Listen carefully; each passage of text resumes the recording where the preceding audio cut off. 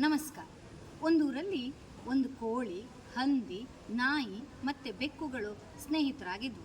ಯಾವಾಗಲೂ ಒಟ್ಟಿಗೆ ಆಡ್ತಾ ಚಂದದಿಂದ ಜೀವನವನ್ನು ಸಾಗಿಸ್ತಾ ಇದ್ವು. ಒಂದಿನ ಕೋಳಿ ಒಂದೇ ಹೋಗ್ತಾ ಇರಬೇಕಾದ್ರೆ ಅದಕ್ಕೆ ಒಂದಷ್ಟು ಗೋಧಿ ಕಾಳುಗಳು ಸಿಗುತ್ತೆ.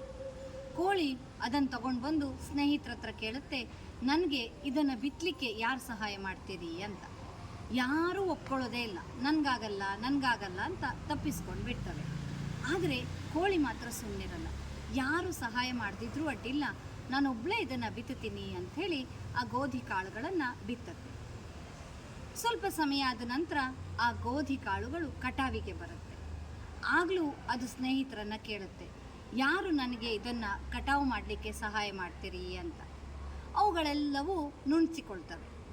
ಸರಿ, ನಾನೊಬ್ಬಳೇ ಇದನ್ನು ಮಾಡ್ತೀನಿ ಅಂಥೇಳಿ ಕಟಾವಿನ ಕೆಲಸವನ್ನು ಮಾಡುತ್ತೆ. ನಂತರ ಅಂಗಡಿಗೆ ಹೋಗಿ ಅದನ್ನು ಹಿಟ್ಟು ಮಾಡಿಸ್ಕೊಂಡು ಬಂದು ಅದರಿಂದ ಚಪಾತಿಯನ್ನು ಮಾಡುತ್ತೆ. ಆಗ ಸ್ನೇಹಿತರ ಹತ್ರ ಕೇಳುತ್ತೆ, ಯಾರು ತಿನ್ನಲಿಕ್ಕೆ ನನಗೆ ಸಹಾಯ ಮಾಡ್ತೀರಿ ಅಂತ. ನಾನು ಬರ್ತೀನಿ ಅಂತ ಎಲ್ಲ ಸ್ನೇಹಿತರು ಓಡಿ ಬರ್ತವೆ.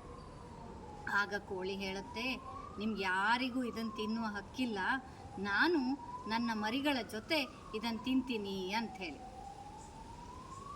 ಇದರ ನೀತಿ ಏನು ಅಂತ ಹೇಳಿದರೆ, ಕಷ್ಟಪಟ್ಟು ಯಾರು ಕೆಲಸವನ್ನು ಮಾಡ್ತಾರೋ ಅವರಿಗೆ ಮಾತ್ರ ಪ್ರತಿಫಲವನ್ನು ಅನುಭವಿಸುವ ಹಕ್ಕಿರುತ್ತೆ. ಸುಮ್ಮನೆ ಕೂತು ಕೆಲಸ ಮಾಡದೇ ಇರುವವರಿಗೆ ಅದರ ಪ್ರತಿಫಲ ಯಾವತ್ತೂ ಸಿಕ್ಕುವುದಿಲ್ಲ. ಧನ್ಯವಾದ.